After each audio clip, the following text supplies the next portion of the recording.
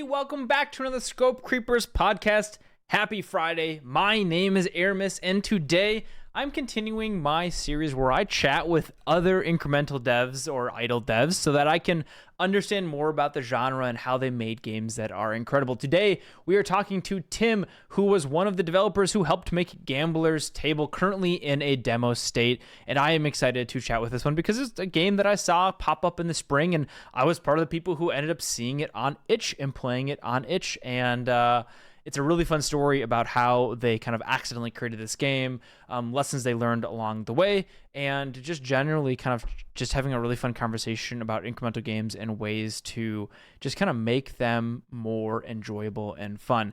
Thank you so much for Tim for being on the podcast. A quick note, he didn't realize that it was, a quick note, I forgot to tell him that it was going to be a recorded visual podcast with face cam and stuff like that. So you will get my lovely face, but you won't be able to see Tim's, but that doesn't really detract from it because it's a lovely conversation nonetheless. Make sure to go wishlist Gambler's Table over on Steam, as well as I would give a quick plug to a game about feeding a black hole, a delightful game about doing just that. That's exciting. That's it. This is all it is. This is all the intro is. I hope you have a enjoyable walk, or if you're working, have it on a second monitor. I hope you have a good time, and know that this is a good day for you to go and get an extra coffee and hang out and just kind of seep into what is end up being a lovely conversation. Without further ado, let's get into it. So where I wanted to start was to chat a little bit about Gambler's Table. The very first time I heard about Gambler's Table, someone had mentioned that you had posted it on itch.io and you had it stolen by people and they republished it somewhere else, but you had done it in a way where you already had your Steam page live and they were able to, like, they got you a bunch of wish lists basically by taking down the itch web build, putting it somewhere else, and then you still got all the wish lists from basically their call to action. Is that a true story? Is that something that actually happened to you? Yeah. So we have a big wishlist button in the demo, also on the itch version. Yeah. And so I can't answer technical questions so good because I'm not a programmer. We are a two-person team. Sure. But the way it works, it also sends an address. We can it includes it in an UTM link. And then from the UTM link, we can see what kind of program or platform or website launched the game. And that way we could track basically where people were coming from. And then there was a website we've never heard of before. So we looked it up. And turns out some people just ripped it off of itch and uploaded it to their own website, or, I don't know, some other website where you can get ad money. We didn't investigate it so much because what can we do? We're not going to get a lawyer for something like this. And then, but at least they gave us some wish lists, right? So how many was nice. it? Do you know? I don't remember, but it was decent. It was 200-300 wish lists or what in a short time. So there you go. Yeah, it's the when I posted the itch demo for my game about feeding a black hole, I made sure to have the wish list link in there because I was like, I don't even yeah, that's actually a kind of a cool use case for someone kind of pirating your copy. You get a big benefit from it. I believe it's anyway good practice, to have a wishlist button in the game. Yeah.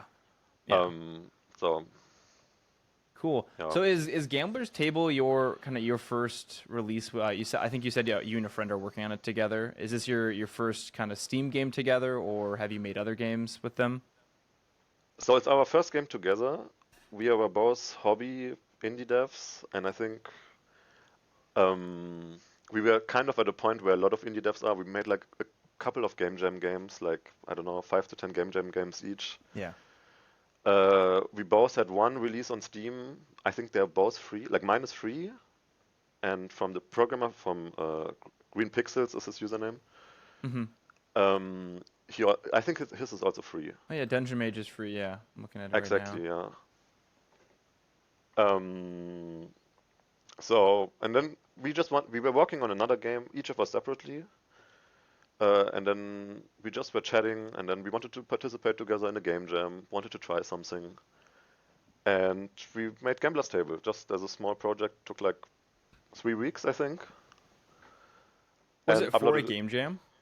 No, the thing is, we wanted to participate in a game jam, but we couldn't find any that we liked. It was like in January this year, Yeah. and then we were like, well, let's just do it's mid of January. Let's do until end of January. That's like 2.5 weeks. Let's just pretend it's a game jam. What? Who cares? Um, and yeah, then we made the game. Uh, after like after the end of January, we stopped working on it, and then I always said, oh, I want to balance it a bit. I want to do small stuff, but I didn't do it. Then it was like parked on a hard drive for 3 months, and at some point, Green Pixels was like, it doesn't matter. Let's just publish it and press the button and pushed it on itch. And Yeah. I was a bit disappointed because I was on a trip at this point, and then I was but we could have at least messaged some YouTubers or do anything, a Reddit post or something, but I couldn't do anything because I didn't have time. And then I checked the not the wish list, the itch place every day. Yeah. And like the first day, I published, like I said, games on itch before, like game jam games. And then I don't know, they made like 2 or 3 plays a day or something like this. Like nobody cared basically. If you Yeah. just push a game on itch, nobody plays it usually. Yeah. And then the first day it was already like, I don't know, 40 plays. The second day 80, then like 400 all of a sudden, and then it went up really fast, basically. And then I don't know what the peak was, the first peak. I can check really quick, but like in the thousands. So Yeah. that was a huge surprise. And we didn't do anything. We didn't publish. We didn't contact anybody. We didn't do any advertisement. Nothing, basically. I that's really cool. So then you kind of just built it for the sake of building it in your own little game jam that you made up because Yeah. it is that simple. You're like game jams help us make games because it gives us that time constraint. And we feel like we need to join one for it to have that time constraint. But if you can like lie to yourself and just say, "Hey, we're doing our own 3 day or 3 week one. There you go. Let's see what we can do." Post it on itch just for the sake of posting it, and it had some smashing level of itch success. I don't know what that actually looks like. I don't really know all the itch numbers and stuff like that, but thousands of plays a day on itch. How did that change your mindset with the game? Like, were you planning on bringing this to Steam at that point, or was it truly just kind of let's put on the itch? People seem to like it, or let's see if people like it X, Y, and Z. And did that kind of change your mindset for the game? So I would say it's really hard to completely let go of the hope that your game is going to be like a big success or something There's like that this. little Like no matter, voice. yeah, no matter what you do, at least for me, it's like, or maybe this is going to be super huge. But honestly, this is, I don't know. Like besides this little voice, there was nothing. Like we just, Sure.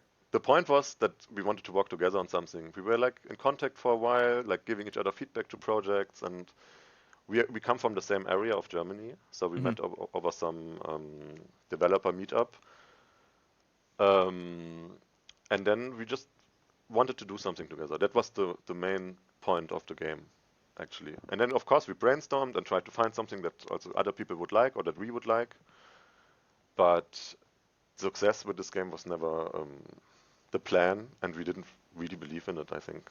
Yeah. It was just for fun. So then having that itch success, did that kind of awaken you to that idea that oh this could actually work as another Steam game to release together? Yeah. So after it became that big, we were actually disappointed that we didn't have a Steam page and were not prepared at all for it. Oh sure. So Sure. we didn't have anything. We just uploaded it, and then to set up a Steam page is, I mean, you might know this, but it's a lot of work. And also you need to go through approvals through Valve, and then it takes It two takes weeks or time. so. Even if you do it really quick and get it Yeah, there, there's levels of time to actually get it to be publishable. yeah. Even if you do a bad job, then you're still waiting for Valve to approve it. Yeah. Yeah. And so anyway, it takes like a week at least. Um, And then we were afraid that we missed this momentum. Like we didn't know that there would be more than like we made it to the top 10 or so on the new and trending on itch. But Wow. it was yeah, that was in this moment this was amazing, but it's also not, I don't know, like you're hit forever or it's like there's always like the real charts of itch, like the real top I don't know how is it called? Like charts. Yeah. Um So we thought this was our shot. We lost it. We were really disappointed actually. Um, and then we didn't do anything. We didn't like we did some small fixes and stuff, but we didn't promote it also. We didn't, yeah, we just let it go and then prepared for like a month to do a good Steam page, to do a big update to the demo, and to Hmm. do. We prepared Reddit posts. We contacted YouTubers and streamers and so on. And then we did like a second launch, basically like a month later, when everything was ready. We included like the wishlist button into the demo, and then hoped to get some momentum again. And I opened up the stats of the game, Yeah. so the itch stats. The first time we posted it, um, in a matter of a few days, we reached like almost 5,000 players in one day. It's a lot. Um, and this was more than all our previous itch projects combined, I think. And then there was a huge drop off, like it went basically to, I don't know, to 10 players a day or something like that. Hmm. And then on the relaunch, it was even bigger. And then we made it to the full itch charts. Like we didn't, I say relaunch, but it's not like we created a new itch page or something. We just made an update and posted on Reddit, and that was it, basically. The update was enough to like re-engage the itch audience. Um, I don't think we re-engaged anybody. It was It's more more just like like you new drove traffic people. to it again. Exactly. I think we just got enough new people to look at it, so we were trending again, and the demo was just better, and then it spiked even more than the first time. Also, I think Reddit was a huge help. Like we did Reddit posts where we just explained the game, like in our incremental games, for example. But we Yeah. also made a post in our game dev where I explained how we went viral on it, or viral, like it's a bit of a rage bait word, right? But like we trended on it basically without being prepared. And then I wrote Yeah. a big article about how we didn't have a Steam page and that was a mistake, but still like how many players we made. And I shared a lot of data. Yeah. And this also got a lot of upvotes on our game dev. I think it was also really interesting for people. It's And I think this that also sort of drove a post is lot of like a traffic. good it's like a good in between like marketing and genuinely sharing information for other devs to be helpful, but it's like a hidden marketing tactic, right? Yeah, but that's also the goal. Like I really don't like to post stuff on game dev that is just marketing. Yeah. And I love what other people share, like when people share their data, what they did, and what worked for them. And it's super interesting, it's super helpful. So I wrote another post later, and in both posts, I tried to share as much as possible, like basically everything, and just explain what we did, which websites helped. I think our incremental games was also not so known at this point that this is even a thing. This was like earlier in the year. Like Yeah. now, it's I think really famous with developers at the moment. I think a lot of people talk about incremental games right now. Mm-hmm. But back then, I think this was still like a good tip, like a neat find, basically, that I could share there, and people were really happy about that. So with this new demo, what did you change between kind of that initial itch build and the second one? You said it was you said it was a lot better. What is that? Do you remember what that those changes were? So it was not, there was no new content, I think. Mm-hmm. It was just, there were just a lot of bug fixes. Everything was smoother. It was better balanced. Like the balancing was basically just an afternoon's walk the first time. It was just Yeah. like, yeah, we put This in is some good enough. numbers and then see what happens. But then we balanced it so it takes about like an hour to finish and it doesn't stretch so long. And yeah, it was a lot of quality of life also. Yeah. Like with all the feedback we got from the first time that people played it, there were a lot of comments also. So we Oh, basically sure. implemented all the feedback from that, but didn't add any content. Sure. Just smooth out the progression curve and stuff like that to make it a little bit more pleasing of an experience. Yes, yes. And it certainly worked. I remember the first time I played it, it was 10 minutes of just like flew by and I was like, "Oh, yeah, oh my gosh, I'm still playing this game." Like it's a brutally simple concept in a really good way and it's quite engaging. Um How did you come up with this idea? If you remember all the way back to when you're kind of that 3 week thing, you said you were kind of find something like that would be fun and stuff like that. Were you already interested in incremental games? You know, how did you come up with this idea for Gambler's Table? Um, So we had different ideas. We brainstormed a bit and had like 4 or 5 pitches, and we ended up choosing that one. Originally it was called, I think, Coins and Dice or something like this. There was also a dice aspect to the game, but then we focused down on the coins and we cut that out. There's actually there was a dice in the game for a while, but we didn't use it in the end. Um, at this point, I played a lot of incremental games already, and I think in December was when Dixium came out. Dixium, how do you Yeah, pronounce that? Yeah. yeah. Um, and I loved it. And before that, I already played Notebuster, Norb Apolog, and stuff like that. So I was like in the mood to do a game like this. And then I Hmm. told Green Pixels about it, and he was like, "Oh, I also love those kinds of games." And then Perfect. basically that's how we decided on it. What do you like about the incremental game space? What draws you to it? Phew. um, it's just fucking fun.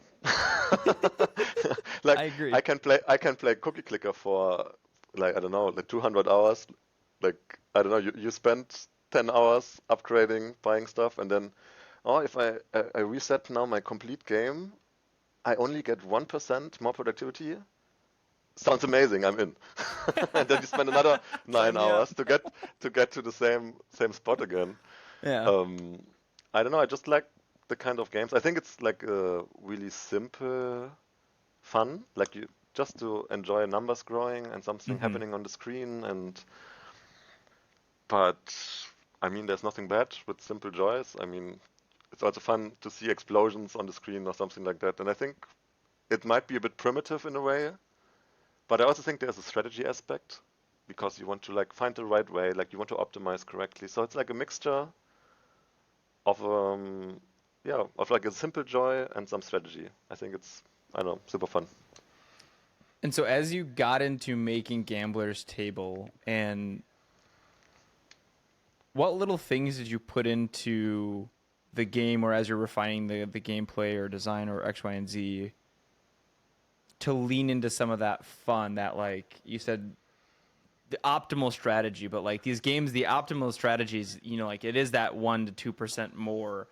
Are there little things like that that you intentionally or accidentally found with Gambler's Table to give players that kind of that novelty or that moment to try to, like, how do they min max their play style right now? I wish I could say we had like a super great idea at this point, and Yeah. I don't know, there's like genius game design in it or something, but es especially in the beginning, it was super bare bones. There were just 3 types of coins. You Yeah. click them, you get money, you upgrade, and buy better coins, and that's it. So I mean, it was a game jam game basically. So Yeah.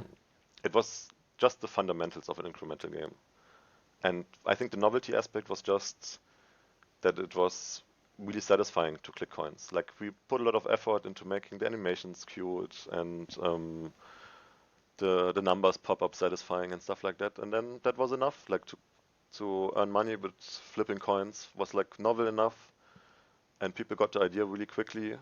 So at this point, at least, it was really simple and really, yeah, So it was really just the straightforward. coin flipping part, the clicking and coin. There's none of the little I don't know what you call them, the little minions running around. Oh Is yeah, it just the helpers were in the game, so we okay? call them helpers. I don't know. Okay. Like some people call them slaves. I think it's not the nicest name for them. I think helpers is good enough. Helpers is a good one. Yeah, helpers is good. um, they were in the game as well, but there was no real strategies. Like, I mean, every incremental game you need to decide, like, is it worth it to buy another tier 1 walker, or you want a tier 2 one, or you want to upgrade or something like that. But it was little strategy. But Yeah. now, like for the full game, also in the demo, the demo that is now on Steam, there's a talent tree, and those are all talents that have some gameplay mechanic or something involved.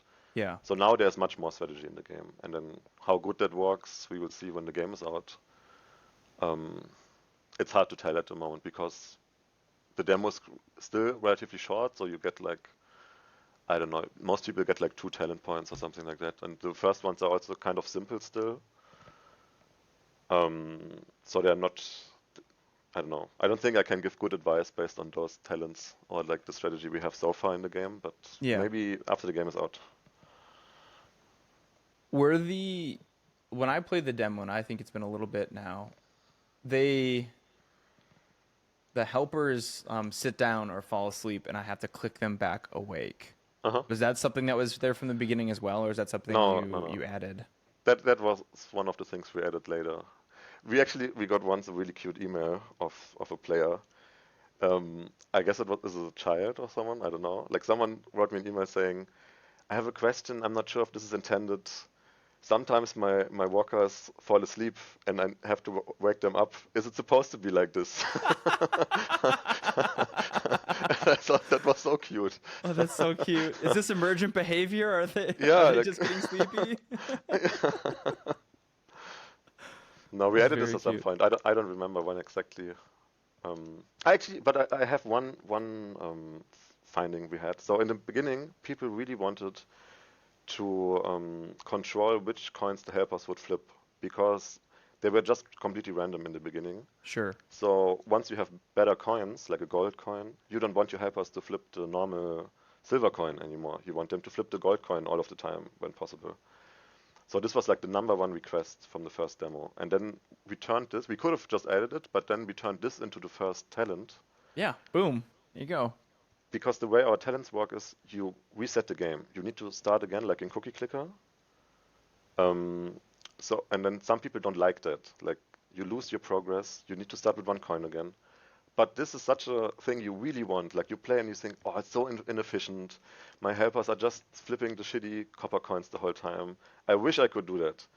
And then that's why we put this as the first talent, Yeah. because it's such a huge improvement on your productivity, and also it just feels better if you have this control. So I think this made a really good first talent and motivates people to reset once at least to see, oh yeah, the second time I catch up to my previous progress much faster. It's not so bad to Yeah. reset the game. That is I imagine a struggle you have to do with a prestige mechanic like that to basically give the first prestige something that's good enough to like show the player, hey, prestiging will, trust us, we'll give you more good things if you keep prestiging. Exactly, Um, yeah.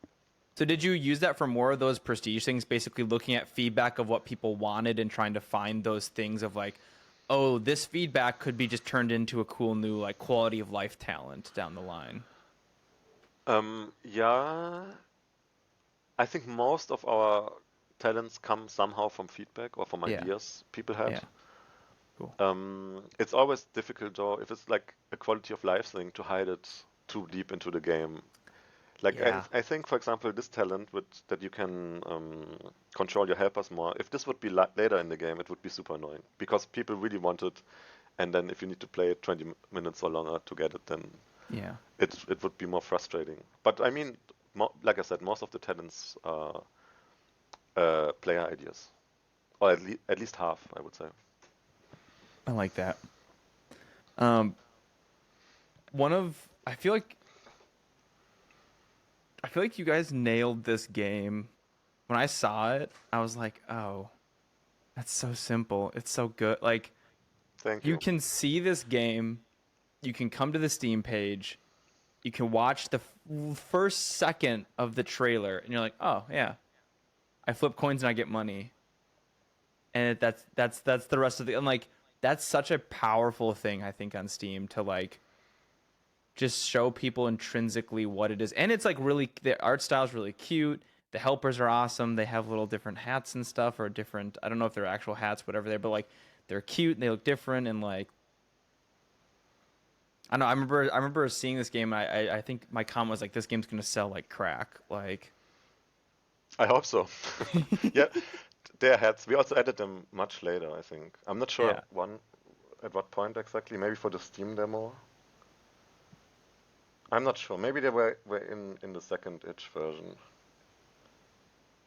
And now we double down on this. Like now there's like a slot machine. Not a slot machine. How's that called? Like you get little capsules and then there's like a reward inside. Um, a little loot box situation. yeah, like loot boxes. basically, yeah. And then you get your hats through those loot boxes. We just added this Oh, recently. I think it's yeah. not in the demo yet. In Oh, the that's next update fun. to the demo, it will be indoor. So then you have a pool of different hats and stuff that they can spawn with. Yeah. I think people don't care so much about it though, honestly. We announced this and like we got a few likes, but I don't know. But I hope when people play it, then they will understand the fun of it. Or maybe not. We'll see. I think people will like it because it'll smooth out your progression curve of the game. If there's ever like lulls in someone's like power increasing or how much money they're making, any of those like dips in that progression, that novelty of unlocking new hats, I think will give them that little bit of a boost of that. Oh yeah, I'm still getting something new and something additional. Yeah, I think so too. I think I'm not sure whose idea. It was not my idea. I think it was either Green Pixels or his girlfriend, maybe even. I think it was his girlfriend, and then it's such a great idea. I think it's like you said, while you don't have anything to do, you can just gamble for some hats. It's like a secondary progression in a way. Do It's you cute pay to and open the hats? Like, yeah. So every time you don't get money, uh, but like when a coin lands on the skull symbol, you get like a skull coin basically, and then it's like a oh, secondary currency. okay, cool. I like that a lot actually. Because I feel like It's like a if it second would be the progression. same, if it would be the same currency, you would have to choose between like the fun in having funny hats and progression, and I think that's not good design. Who's choosing the funny hats then in that situation, right? Yeah, yeah, exactly. So I'm really happy with that mechanic. I hope people will like it when it's in the game. Yeah. Will there be any mechanics tied to the hats? Like any sort of 5% more money when they're wearing a hat, or is it going to strictly be cosmetic? I thought about it. So we also have an achievement system, and those would be two really simple talents. Like for every achievement you have and every hat you have, you get like 2% more money from every source, basically, or something like that. Maybe we will add that. It's certainly it's that feels kind of like breaking the fourth wall in a good way. Mhm. Like the player knows they're playing a Steam game, and then they'd see that talent on the progression tree, and it could be a later one, right? That could be a random just like node you put at the end, but it's like it would kind of break that in your head. Oh, the achievements are just for fun things, but then you're like, no, no, no. There's Now, no if you fun have here. more achievements, Everything you're is also about getting more productivity. money. Yeah. I kind of like that as an idea. That's a cool one. Yeah, the hats and achievements and these things that you thought were just kind of cosmetic. They're like sprinkles or icing on the cake. All of a sudden, you turn it into no, no, no. It has a purpose.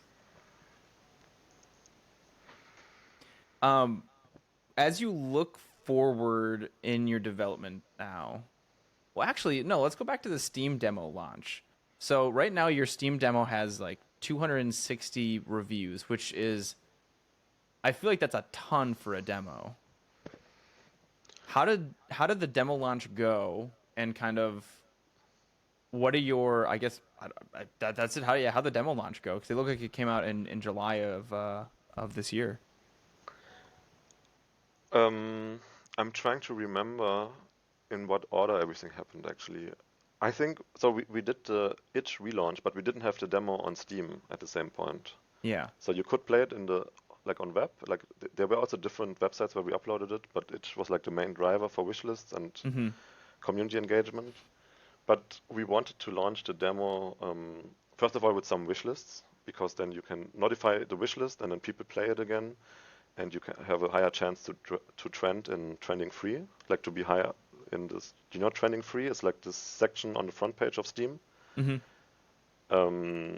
At this point, I don't remember when they changed it, but at some point they added this tab, right? It's like a fifth tab for free games and for demos, and this drives a lot of visibility. But to be shown there, I think you need between like 100 and 200 concurrent players. So it's not so simple That's a to lot be of there. players.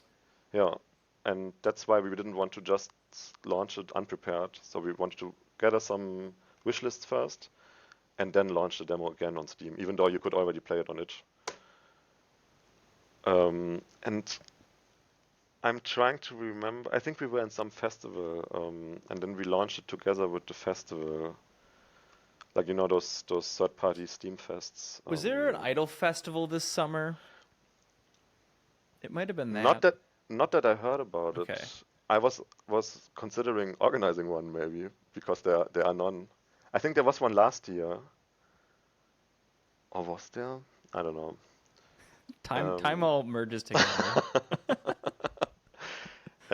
I'm trying to check Steam events here. I think we were in Tiny Teams from Yogscast. I think we were featured in Tiny Teams, and that's where we launched the demo. Sure. And that also gave us some extra visibility and helped us reach those players to be on the front page. Um, so you have all this great success in July. The Steam Next Festa for October is happening right now.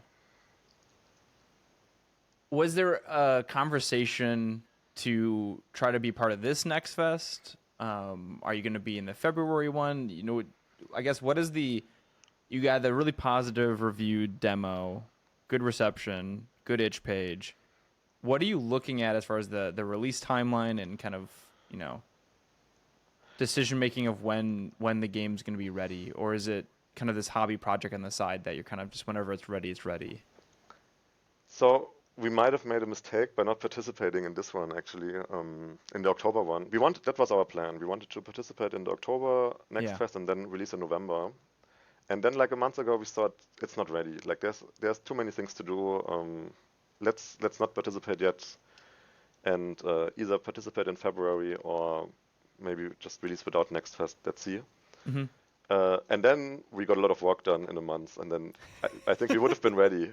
And then now, like you never know when you're really finished, but it's looking pretty good. Like all the core features are finished. Now we are testing, redesigning some stuff, but like minor stuff. So like the the end is in sight in a way. But now we opted out of the Oktoberfest, and now we are elaborating if we should wait and maybe participate in February, or if we just sacrifice those wish lists and just launch in a good window. Like in December is usually a good time. There are not that many games coming out in December. Yeah. January too. And then because if you participate in the February Next Fest, you need to release like afterwards, right? Like in March. And Yeah. there are a lot of releases in March. A lot of participants also of the Next Fest. And So it's I'm tough. guessing you guys have quite a few wish lists, where yeah, Next Fest could help, but you can probably hit the popular upcoming Yeah, we're with short of what you have right now. 60,000. I think we're almost at 60,000, like 60? 59,500 or so. Yeah. Yeah. I don't know if you need a Next Fest necessarily. Um, Yeah, I think if we find a really good spot or like a showcase that would feature us or a Steam event where we could release, then we will just yeah. do that instead and then When sacrifice you can 10,000 use that wish as lists or so. But a way to encourage people to let you into their different festivals too, right? Like those festivals also want games to release that have a significant number of wish lists to help promote their festival. I've been trying recently, but it's not been going so well. Hmm. So in the beginning, when the game was fresh, everybody accepted us, but like to get in the showcase for free, like we are both hobby devs, so Yeah. we don't have like a budget. Yeah. And all the Yeah. bigger showcases they have some free slots, but they all want like $10,000 or something to participate, and then we decline. Um, but I was hoping we could like because we got some YouTube coverage, and then I always share this, and I'm like, oh, people really like it. Please let us in for free, but it didn't work so far. Yeah. It's hard. It's difficult. Yeah. 60,000. That's a lot. How's that It's feel? crazy. My last game sits at before we started Game Table, I was working on another game, and that sits like at 600 wish lists or so. So um, it's great. I don't know. It's slowed down a lot over the last month or so. Yeah. Like now we make like 100 wish lists a day, which is still good. Yeah. But at some point it was like 2,000 wish lists a day or something like that. So Does and that without. put pressure on you? Do you feel differently about this game and working on it and as you're sitting down trying to design things, do you feel more pressure, less pressure? For sure. I'm so worried to fuck it up somehow. Like to I don't know. Yeah, like the demo's fun. How do we make the full game like the demo but Exactly. more? Exactly. There's, I don't know, so many people. Like, we also have some haters that complain already that the game's not coming out fast enough, that write us a lot of emails and stuff like that. That's a good type of Um, hater. They're like, "Hey, I want this now. Give me it now." yeah. But they're not friendly about it. So they're not, I don't know. They're not, like, there are people that just ask, like, oh, when is the game coming out? And that's super chill and cool, but there are also people, like, being super rude about it and spamming us and stuff like that. But it's certain. I don't. It's not so much the expectation of the people, but it feels like we were also a bit lucky to find this. Like, I don't know. Like, we made other projects before that didn't become so big, and so this is like a chance we have, and it's not clear if we will have this chance again. So I would feel terrible if we would mess it up somehow with some really bad decision or something like that. I think that's where the pressure stems from a bit. Yeah. Yeah, I mean, I feel like I'm in the same the emotions you just said I'm feeling right now with a game about feeding a black hole because we're having a really good Next Fest for it. And I'm like, I saw it. "Ugh, Congratulations. yeah, thank you, thank you." And I'm like, I, I feel that same thing of like, I don't want to mess this up because we might not ever, I might not ever get a this many this wish list again. Like, um, but I think you're wrong about that. I think yeah, I mean, I feel the same, but on the other hand, I see that you improve with every game, yeah, and yeah, it might not be the same size, but how do I put this? I don't think it's all random. Like I said it a bit like, oh, it's completely stumbled upon, but I think we would have not made the game as good if we wouldn't have made those other games before. yeah, Like yeah. like the pixel art would have been way worse. Like my first game has terrible pixel art. And then just by making like 10 games in pixel art was necessary to even make a decent looking game. Yes, And the same from the technical side, like to make also the game so fast and like in this the small game jam. And you have my to point make is shit to learn how to make not shit. exactly. Yeah. So what is your responsibility? Where do you kind of sit within the two of you making this game? What are the different tasks that you're doing? I think you mentioned art a little bit here. What other things do Yeah. you work on? So so I do the art, I do pixel art for most of the things, but my dev partner is also a really good pixel artist. So sometimes he just feels like doing like a small thing. So he also adds something, and he does the programming. So it's made in Godot, and he's just, I need to say it, he's the craziest programmer in the world. Like the other day, I tested the game for like, I don't know, I tested it for like a week and like wrote down a lot of bugs and balancing problems and stuff like that. I made a huge list. To write down this list took me like half an hour. Then we had a call and I told him about what I found and what I thought. And he fixed almost all of those problems within like 40 minutes. And I was like, how is that possible? It took me almost as long to write down this list than as for you to program this. How can you be so good in programming? What magic is this? Yeah, I imagine that comes with the learning too, right? Of doing a lot of different programming and stuff like that. Like getting to the point where then Gambler's Table is maybe set up in a way where they're really comfortable with the strategies they're using to do it, and like, um, Yeah, I that's think really cool though. That's awesome. I'm really lucky to work with Green Pixels because he's like his main job is also programming, so he's a programmer full time Sure. and he's just super skilled. So that's super helpful. I mean, I'm also like when I work on my own game or my own games, I'm a terrible programmer. Like I've learned everything myself and it's like all makeshift and bad practices and so on. So I take Mm-hmm. forever. I'm Mm-hmm. also like half the time don't know what to do, and then I need to Google it for 20 minutes or watch a tutorial or something like that. And Yep. then if someone is really proficient, they do it in 5 minutes, and Yeah. it's better than what you do in 2 hours. Like what I do in 2 hours. I mean, Perhaps there's the same sort of thing with your pixel art capabilities where you could do something that if you're going to do a frame by frame animation, maybe it would take somebody else a lot longer to do that same sort of frame by frame animation. Yeah, probably. Yeah. Um, what are so it sounds like you're seeing the end of development in sight for Gambler's Table, and you're trying to min max maybe release dates and different things like that, and strategies. As you look backwards, or even things you're accomplishing today, what are some of the challenges that the two of you faced while making this game? Um, I think working in a team is very different than working alone. Like I said, it works amazing because we have different strengths, I think. But it's also you learn like to communicate, to compromise on stuff. I think that's a challenge because we really like each other, so we don't want to start a fight. Basically, it's like we always like we Sure. disagree on something, and then we're like, no, we do it your way. No, we do it your way. Oh no, but I don't know. Like you're being too It's nice, where like you kind of someone's got to be like assertive and be like, no, no, this is the way we're doing it.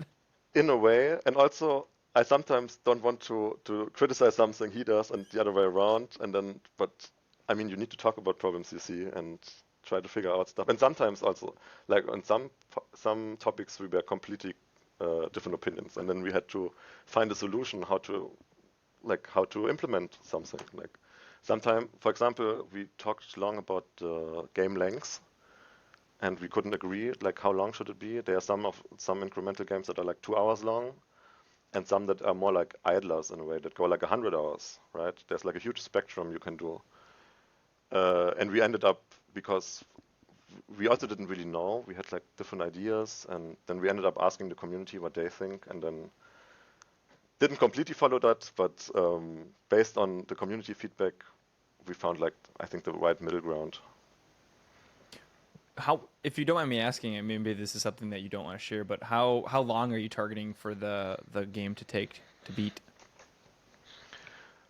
So we don't want to do like the standard, I don't mean standard, but it's popular like those 2 or 3 hour Yeah, incremental games. yeah, I love them personally, but I don't know. We put so much content in the game already. I think it would feel weird now to unlock everything in 2 hours. It would be yeah, just like every 5 minutes a new mechanic or something like that. That would be yeah. also too much. The demo is between I don't know. The demo turns a bit into a grind at some point. So at the moment, it's like 2 hours of fun and new upgrades, and then 10 hours or 15 hours more of you let the game play in the background, and Yeah. every half an hour or so you get an upgrade. We want to change that and have it more consistent. So maybe the final length will be similar to the demo. So 10 hours plus, 10 to Okay. 20 hours maybe.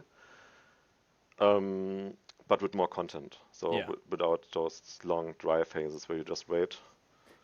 But it But sounds like there's gonna be some good idling in there where it's kind of gonna be a second monitor game. Like maybe yeah, the first part is little bit more active, and then how do you get that transition into that idle mode? Like I could see that being difficult to like let the player kind of know that that's your intention in a way. Where like right now we kind of just want you to sit back and let your helpers go to town. Is that something that's kind of naturally happening, or how did you find that kind of getting the so players to move into that brain space? so we are like I said at this balancing phase at the moment where we have like the core mechanics we want to have, Hmm. and that's what we're also trying to figure out right now. We have a lot of talents that also incentivize clicking. So if you want, you can play really active. Like there's, Yeah. for example, there is a little thief helper with like a stack of gold running around sometimes, and then if you are attentive and look at the screen actually and see him, you can click him and get a lot of extra money, like basically He's like a like the loot golden goblin. cookie, Yeah. exactly like a loot goblin. Yeah. Um, and so we have mechanics like this. They are all behind the skill, like somewhere in the skill tree. But we also have a lot of mechanics that are like for idling. So ideally, everybody can play the way they want. That's Okay. our goal with this. Um, and we're trying to balance it in that way. And transition-wise, like at the moment, um, there's just not so much content, and then at some point you just let it idle, and Yeah. then it turns into an idle game kind of naturally I think because even when I played the demo, it happened pretty naturally for me, where I was like, playing pretty actively for like 5 or 10 minutes, and then someone messaged me on Discord, and I was like chatting on Discord, and I came back and was like, oh, perfect, there's more money for me to spend now. And like, I do Yeah. think that just the core gameplay does have a pretty good,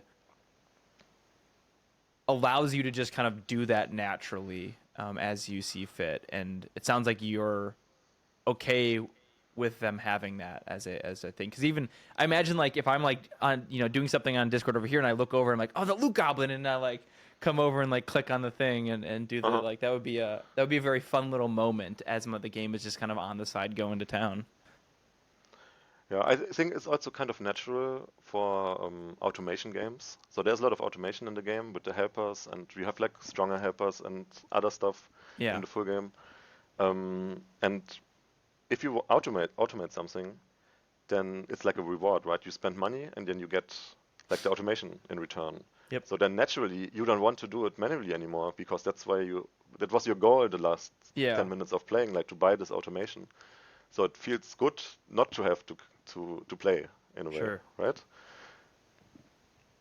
Are there other automation games like that that you enjoy, that you kind of like learn that idea from, of like, okay, the player wants to automate these things, and they'll intrinsically eventually, not want to actually do the action themselves. Are there other things that you looked at to be inspired to like come across that, or is that something that kind of naturally evolved from working on this game? Um, that's an interesting question. Not actively, but probably subconsciously. So I Yeah. played a lot of survival games. In survival games, there's a lot of automation also, Oh right? Like yeah. in Minecraft, you can build like the craziest machines to do your farming and everything Yep. automatically. And yeah, like in, I don't know, Core Keeper, you have then diggers that collect your resources for you and stuff like that. Yeah. In Um, Minecraft, you have to get your helpers. The helpers, you pull the helpers over to have some auto. I remember setting up a an iron farm with an iron golem, and then I had to like make little like slots for my villagers to go into to like trick the uh-huh. iron golem to do stuff, and like those were helpers too, right? And the poor villagers need to spend the rest of their lives in those In little a little boxes. glass cube. Exactly. But I got a lot of iron from it. I got thousands of iron. It was great.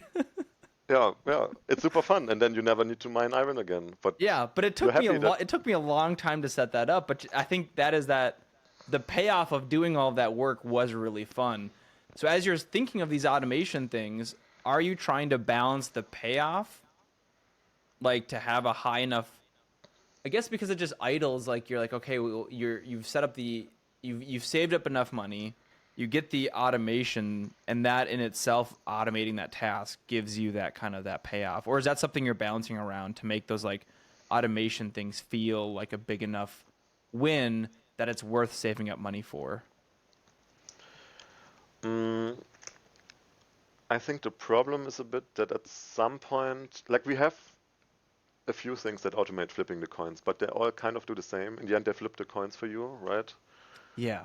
So there is like we also have it in the Steam tags, I think, automation, but to be honest, it's not an automation game. You cannot say that, I think. Like someone It's that's not looking for automation Factorio. games, exactly. Like it doesn't have this, so we don't put too much thought to this part. Sure. It's more like that we try to balance between idling and automation and clicking in active gameplay. That's Yeah. the challenge for us, I think. Thornity calls it do it once, then automate. And that's kind Uh-huh. of the, you flip a bunch of coins and eventually you get helpers to help you do it, and now you have to wake the helpers back up, but I'm assuming at some point that becomes less of a big deal. And I think that's also a risk though. So because we have those two sides of the game, most incremental games, I would say, are either or. So for example, a game about feeding a black hole is very active. Like you need yes, to control the mouse the whole time. You can, I guess, like just put it in the corner and wait, but it will be super inefficient. I don't think it would be fun no, because also the rounds, the levels are so short, so you cannot yes, like leave for an hour and have it play automatically. yeah, And then there are those that are like designed for second screen or like you tap out of the game, like yeah. I don't know, They're like more cookie idle. clicker. Like a game about Yeah. feeding a black hole is not an idle game. It's much more of a incremental game that I'm envisioning somebody playing on a Sunday evening or afternoon, They Hmm. don't want to go to work on Monday, and they also don't want to play a hard game right now, and they just want to play this game just to have a fun 2 hours, and then they can play it and they'll be done. But it's a very active. You have to be paying attention because even if you do idle it, it's 15 seconds runs, like you said. Then you click the up. You have to click the upgrade screen to then go and spend your money. It doesn't just. There's no auto mode that lets you keep Yeah. going.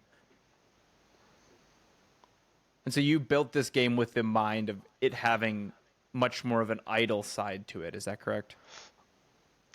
Yeah, like I said, it's like the two sides. We tried. I think this might also fire back on us at some point. I'm not sure. Like we will see how the first testers react now, to the full game. Um, because we try to make both things possible. And I'm Yeah. a bit worried sometimes that people that really want to just, like you said, like that's also me a lot of the time. Like I love like those short incremental games. They just want to spend 2, 3 hours maybe on the game and then be done with it, like finish it in an evening, basically. That they Yeah. might not like having to idle for a while or like to play this for 10, 15 hours. Sure. And on the other hand, I think the real idle crowd, they might expect 100 hours of gameplay or 200 Sure. hours or something like Yeah. this, which is like I don't want to say easy because it's also really difficult to build a good game like this. But if you build just for an idle game, you just have like long multipliers, long wait times, and then you can kind of naturally reach those Mm-hmm. long play times. But if you want to also have a game that works for those short time fans, then you cannot design the whole game around this. It doesn't work. It needs to be like some sort of compromise. So I'm curious how people are going to react to that and if they're going to like it or not. Yeah. Has that been difficult to balance? I feel like aiming for 10 hours, it's your ability to like test that from start to finish is hard. Like that takes 10 hours then of time to test that. How are you testing and balancing and tweaking stuff to try to hit those numbers, or what is your strategy for balancing? I guess is a better question. So it's true it takes a long time. So I just play a lot of rounds, but we have some dev tools, like we have a cheat console and then we can speed up the game, add money and so on. Oh, cool. That's nice. Otherwise, it would be impossible, I think. Or it would just be too much work. Like Yeah. we change one single thing, we basically need to replay the game, Yeah. and that would take, yeah, it would take too long. 'Cause I suppose a lot Um, of it is just testing out how much money and stuff you can do at different levels of your prestige or your I think you call it the talent tree. yeah. We like I try to balance as much as possible in an Excel sheet. Um, this is just simpler than like changing game values and restarting the game and so on. But Yeah. eventually, you need to test it, of course. Yeah. So the Excel sheet is not so complicated that it runs itself. I guess you can set this up as well for a lot of games, but either our game is too complicated or my Excel skills are not good enough. But it's just a big sheet basically that Yeah. compares a lot of numbers. Yeah. But it's helpful. It Yeah. saves a lot of time. Yeah. I especially I think what you can do is you can focus on that first 30 minutes and make sure that that feels really, really good. And then the rest of that, I guess 9.5 hours is still important, but that first 30 minutes, which you've probably refined through your demo, seems to be really, I mean, that's where people are going to bounce off the game typically in what I've seen from different game devs talking about that. Is that something you're focusing on the first kind of The good thing is that I think the first 30 minutes are already pretty good. Like yeah. that's what you play in the demo, and that where there's a lot of progression all the time. You get like a new talent and new upgrades all the time. Mhm. Um, I think an advantage also is that we can design it in sections because it's so tied to the talents. So if the Mhm. first 30 minutes are good, we don't need to touch them much, and Yeah. then it's more about the next hour you play, and then you have like a choice of 3 different talents, like 3 different routes you could take basically, and then we can design those, and then the next section of the next 2, 3 hours. And then of course, if you change something once, then everything was for nothing, and you need to start over. But Yeah. But you're thinking about it in chunks. You're saying this is chunk 1, yeah, chunk 2, like chunk mid 3, game, chunk like 4. early game, mid game, late game, Yeah. basically. That makes sense. And That's then kind of how we're doing our game as well, is trying to think about it as like different phases of the game where we can expect the player to be at different states. and just Do testing you it. have Once we have one state done, yeah, we move on to the next chunk. do you have a more mathematical approach to the balancing, or No, is it a lot of feeling? Like, because it's for me it's a all lot of gut feel, feeling also. Okay. all feel. It's feel driven by time. So a lot of the branches have what I would call like the illusion of choice in our upgrade tree. So we don't have prestiging. You're kind of just always moving forward. Um, I guess you could call each run a mini prestige, or like because you are resetting the black hole each time, but then you're going basically to your upgrade or your talent tree. And our talent trees kind of always have the illusion of choice, but they will kind of come back down to 1 point often, and we can use that as basically our understanding of at this point you're going to have all of these upgrades now, and so we can just balance that little chunk. And they're Hmm. all very big upgrades. Like we want you to feel when you get something that it changes your gameplay, and so every time you go there you're getting these nice big chunky powerful upgrades. um, and that's felt really good, and Thornity does all the balancing side of it. And yeah, he especially in a game where you're so active. If it were me, I would do a spreadsheet approach. I would formula, look at stuff and try to make it all balanced. But he's like, with this kind of more of an active gameplay, we don't want it to be so linear or so perfectly the mathematical. We want it to kind of feel really bumpy and spiky, and some of these like upgrades feeling more powerful than others is okay with us, because ultimately speaking, we're saying with this chunk, we want it to take you 5 minutes to get through the chunk. And we can just test that. We Hmm. can say, does it take 5 minutes or not? If it does take 5 minutes, perfect, let's move on. If it doesn't, and this moment feels really bad, how do we just kind of change the values so that it doesn't feel as bad? And that's kind of been I think, the Authority's approach to balancing stuff is just like, at what point do we feel like there's a slog, and how can we adjust the balance to not feel that slog? Because we kind of just want to like accelerate to the end of the game is kind of the methodology we're using for balancing. I think that makes a lot of sense. That's kind of also what we do. Um, we use like this giant Excel sheet, but it's more like to have an overview Mm-hmm. of like, because it's impossible to remember how how expensive upgrade 400 of the copper coin is, or upgrade 40. But you Yeah. kind of want them to be in relationship to the other upgrades, and then you can at least compare relatively easily. Oh, like the second gold coin costs as much as the 50th copper coin, or something like that. Mm-hmm. But then the second step is then to design by feeling, basically. Yeah. So we kind of put everything in relationship that it's at least somewhat sensical, and then just play a bunch and try to adjust the numbers then based on that. I like that. You're using the spreadsheet as a starting point and then Yeah. hand tuning it from there, which that's a really smart approach. I like that a lot. Cool. Um, we can go into the speed round. This is the last couple questions I like to ask in these interviews. Hmm. Um, what's the first game you remember making? Making. I made a lot of custom maps for Warcraft 3, I guess that. Or oh, actually even earlier, do you have you played Stronghold Crusader? They also had Yes, a custom map editor, and I thought this was so fun as a kid. Like I spent more time in the map editor than actually playing the game, I think. I spent so much in the map editor just making scenarios of just spawning units and like Uh-huh. I just spawned a bunch of lions always, and yeah, then yeah, lions versus, and just having, yeah, yes, lions and a bunch of rabbits. Oh, exactly, and you're then have unlocking like some memories in my brain now. nice.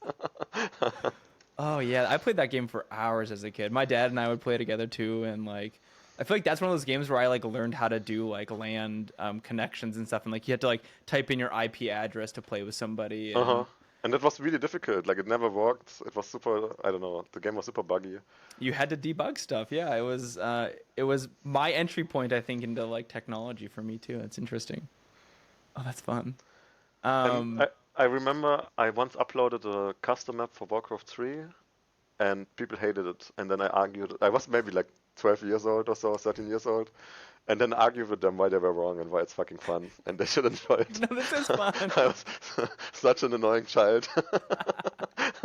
They were actually super nice. There's like a website called Hive Workshop where people upload their custom maps Sure. and then they give you feedback. They're all developers basically, and then they're like, I think you should walk on the terrain a bit. It looks a bit boring. And I was like, no, it doesn't need good terrain. Like, super ungrateful for the nice feedback. It was terrible. Yeah, looking back, they're like But being they were gentle right, and of nice. course. They were super nice, exactly. But that's also a learning you have at some point, right? Yeah. Yeah. That you're maybe wrong about things. Yeah. Do you still feel that way with some feedback you've gotten on Gambler's Table where you're like, you'll dig your heels in and be like, no, this is actually good? Because I definitely feel that where I'm like, no, there's a reason I did that. And like, do you feel that like digging your heels in, or have you kind of evolved from then? I have this all the time that I think, no, I'm right. But then I take a step back and then I think about it a day and then I'm like, actually, no, I was completely wrong. The guy's right. It's like this. Like in some cases, sometimes I stick to my opinion and then I don't know. Nobody can change my mind. I'm really certain of some things. Yeah. But a lot of the time, at least I never try to decide or brush off feedback right in the moment or like within a day or so. Like Sure. I think the thing is, if you have an opinion, you probably thought about it really long. And like you said, you did it for a reason. And so you understand why it's the way it is. But then to understand the other person's perspective, you need to think it through and also give it a similar or kind of similar time at least to Sure. understand where they're coming from and Yeah. to empathize a bit with this perspective. And a lot of the time, actually, uh, I get convinced by feedback, I would say. So the longer I think about it, at some point I'm like, maybe I'm wrong. I just do, I just do what I want. So you Um, you don't let your first thought basically be your last thought on the feedback. Like your first I thought try, might be defensive. It might be no, I'm right, you're wrong. And that's I fine. And try sometimes to. that's true, but you also try to let it have a second and third thought as you let that feedback sit with you.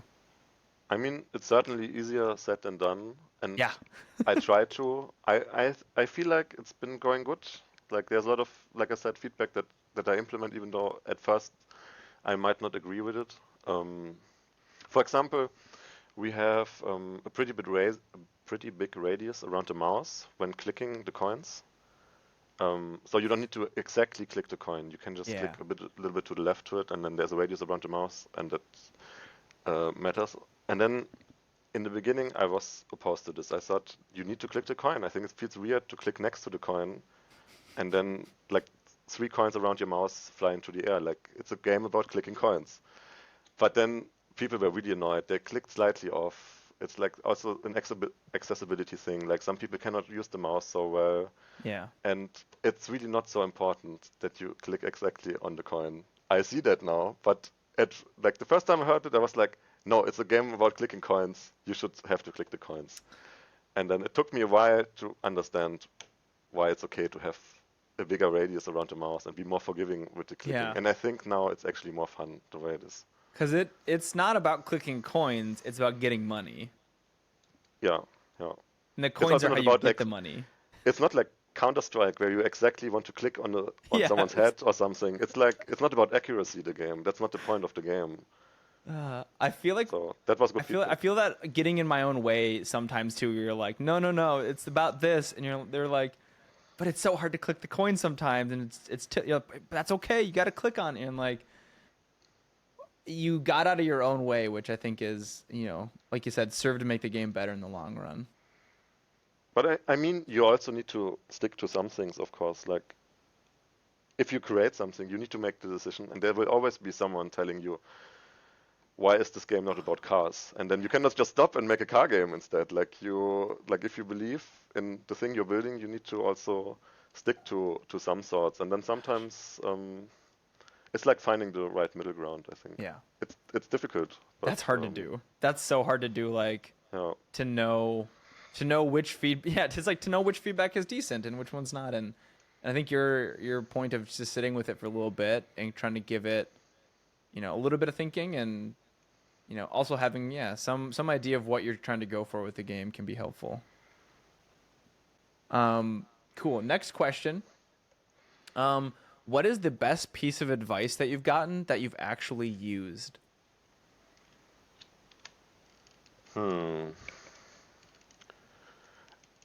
I feel like it's really generic, but to do small games, like everybody knows this advice. It's like the most given advice, I think, in all the game dev Reddits and so on. Some people Yeah. don't agree. Some people say, do your dream game, it's going to be great. I feel like those are people that were lucky with their dream game. And but Their dream was small. I think like if I would just do my dream game, I would work for 10 years on some RPG and Yeah. then would never be finished because it's like it's just too big also for one person to do, and I would never learn the skills necessary. Hmm. And I've been working on games for a long time. Like I started probably like over 10 years ago, and I never got something done except some game jam games. I never got anything done until I started doing game jams. And then my first Steam project was just with the goal to finish something, like to finish a game and upload it to Steam. Yeah.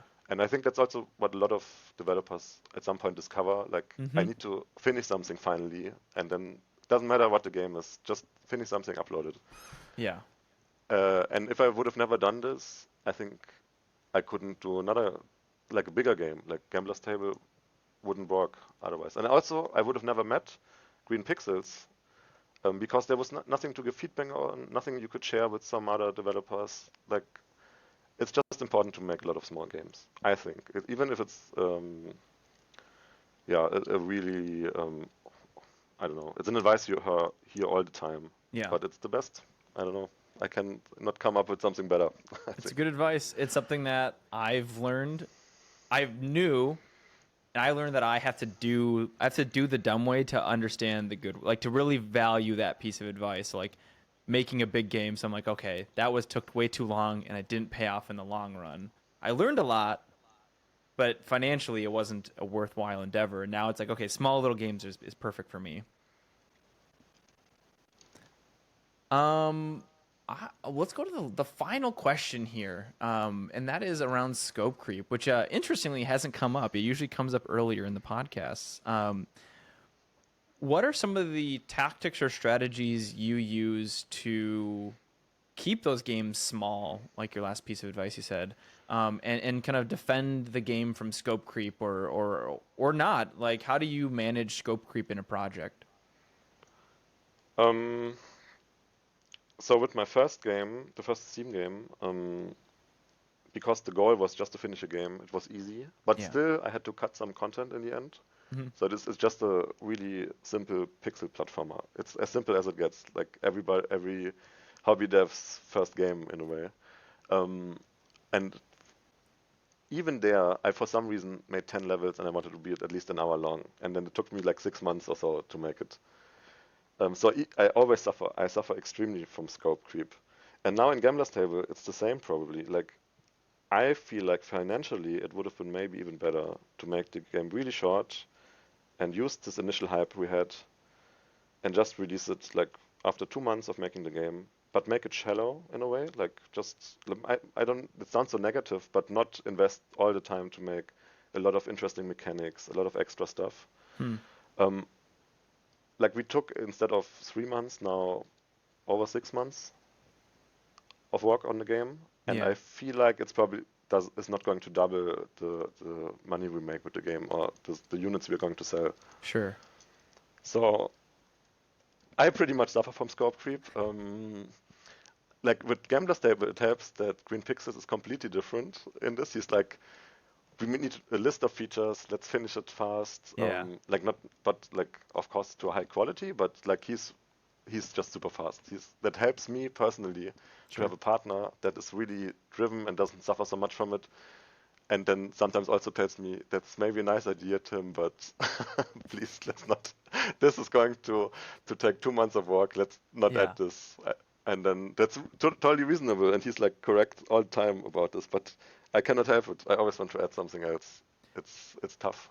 It's incredibly helpful. This is my first game where I've been working with somebody else, but it's incredibly helpful to have a partner who has skin in the game to have somebody say that sentence of like, maybe we don't add that thing that it does seem cool, but maybe we don't add that to the game because like I left to my own devices, I might add that thing that takes 2 months to add in. Would you be the same way where like you had that cool idea? Totally, Would you have just ran forward with doing it? totally. My like the game I was working on before Gambler's Table, the one that's not out, Yeah. that's not released. Um, it's just super complex. Like by now, I didn't care how long it would take. Like if it takes 3 years to make, I don't mind. Which is probably a mistake. Um, but I don't know. It has like a giant skill tree, thousands of effects. It's really complex in a lot of ways. I think the game, like that's also learning I have now from Gambler's Table because I think that's the wrong way to approach it actually, and I'm really grateful to have like this dev partner. Yeah. I think after Gambler's Table, when I go back to my previous project, I'm going to strip it down to the core, make a demo, and like make it smaller, just Yeah. you know, That's and get it cool. out there, like have people play it and look at it, and then if nobody cares, I can move on to the next project and not spend another 3 years working on this. Yeah. Oh, that's exciting. It's good to hear that you're gonna keep making games after Gambler's Table too. I Do like you that. have do you have advice to reduce scope creep? Like, I mean, you said you also suffer from it, but Um, so far the biggest thing is deadlines. uh-huh. Have deadlines. Have goals in mind for projects, which is I think even your first game you said your goal was to get a game on Steam. Um, that's been my biggest revelation in the last I think year is like I need to have specific goals for what I want to do with the project and then timelines to basically turn the game into a game jam and like force that to make the creative decisions make sense. Like there's so many things that because I wanted to do a tight timeline with a game about feeding a black hole, my unknown had to go down. My like wanting to explore new ideas kind of if I didn't know how to implement something or how long it would take, I kind of just throw the idea out. Which where if I don't have that deadline, I might spend a week exploring an idea only to Hmm. throw it away if it doesn't actually feel good or fit into the game. And so, my biggest one is having deadlines and timelines, and that's where like the next fest for me are really helpful. Is like okay, we're in the October next fest now. We're gonna release in November. I want to try to make another incremental game for the February next fest, which then means this game has to be small, that game has to be, and like those constraints start to really help me um, Mm.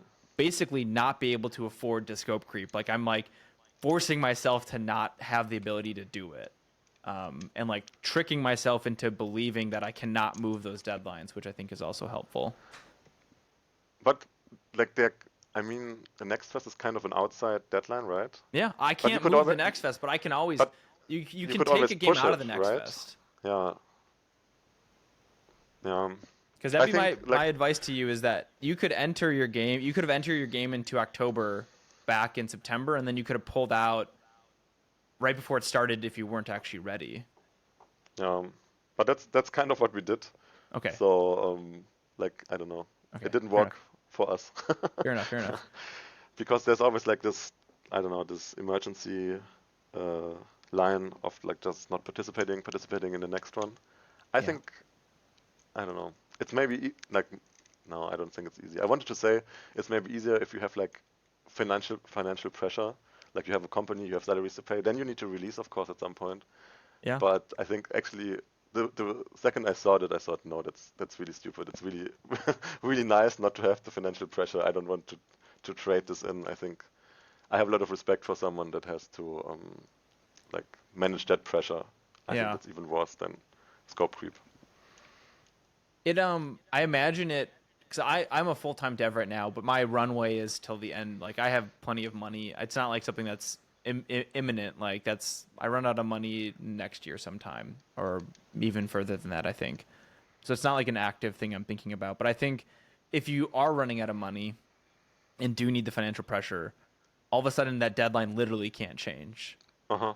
which could be helpful as far as like the like you're like oh I run out of money on this day here and that's it. I have to make a game by then, and that could be helpful to make that deadline kind of locked in. I bet, but it would skew the maybe your incentives for making the game. Where like right now with Gambler's Table, you just get to try to make a really fun game and not have to necessarily worry as much about trying to optimize for money. that sounds so scary to me, actually. Like to be a full-time game dev and then to really like because I know myself. I said it like 3 times now. I suffer from scope creep, Yeah. and like to be dependent on releasing the game and pushing it out in a time sounds tough. I think it sounds really scary. I enjoy it a lot. Yeah. I like how hard game dev is. What Uh-huh. what yeah, what draws you? Maybe here's my final question after scope creep. What draws you to game development? Like, why you said you've been making games for 10 years? Why so long for game dev? Um, I just like a lot of different creative disciplines. Like I like also drawing and I was always good in math and like logic as well, and then Hmm. programming is also interesting for me. And it just combines so many creative fields. And I also have fun just painting something. But Yeah. game dev is just painting plus other stuff. It's plus design, plus a bit of business also, and Hmm. plus math, plus programming, plus everything. I don't know. There's like if you do 3D games, there's some sculpting in it, and I don't know. It's just such a big creative hobby. I think it's super fun.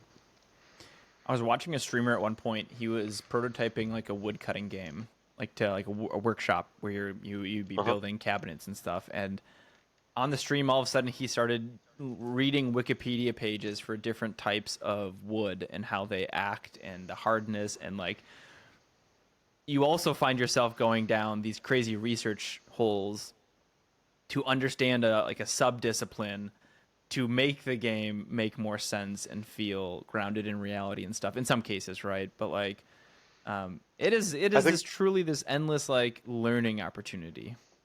that also sounds so fun. I think maybe the next game should be something like about a topic that I don't know anything about, because like just to dig into some subject and learn about it, like you said, like woodcutting or something, also sounds super interesting.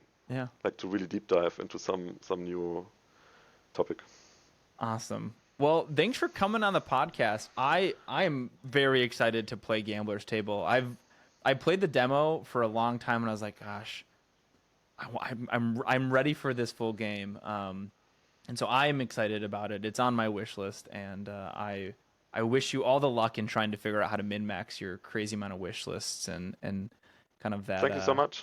that thing in the long run. Yeah, thanks for coming on. And What a lovely conversation with Tim. Again, make sure to go check out Gambler's Table over on Steam. The demo is live. Trust me, it's well worth probably sucking away a couple hours of your life at a minimum. But that's a perfect way to spend the rest of your Friday afternoon. So maybe you're wrapping up your walk and you're ready to go. Check out their game. It is quite fun. It is very interesting because it's quite different than the vibes of a game about feeding a black hole, but in a way that ends up being quite fun and interesting, and I think a unique and enjoyable experience in the incremental space. This was a lovely conversation. Thank you so much for Tim for joining as well. And if you have any questions or anything like that, let me know. If there's more rambling you want at the end of these podcasts, like I could just kind of hang out and have Aramis's section, or maybe we do Q&As at the end of these videos. I really don't know. I've been trying to pay attention to what other people do at the end of their podcasts so I could come up with a better idea of like what do I want to do. So if you have ideas for that, let me know. If you're even listening at this point, that's pretty cool. And you're probably the exact person who maybe is going to be interested in just hanging out and chatting more about Aramis and all that fun stuff. So I don't know. I don't know what you got going on. I hope you're having a good life, I suppose. And if anything, well, I guess last episode we stopped by saying what's something to be grateful for as you're walking about. If you're out on a walk right now, stop and find something beautiful. Just look around and look for something. And I think if you look long enough, you'll be able to notice something that is beautiful or unique or interesting that catches your eye, and just sit with it for a little bit. I did this on a couple of my walks where I just kind of sat and like, it's really beautiful in the fall right now in Minnesota. So it's typically looking at a tree that has really beautiful leaves at the moment, but like just sit with it for a little bit and just admire the uniqueness or the interesting or the beauty in that thing. That's it. I've been Aramis. Thanks for watching. I'll see you next time. Bye bye.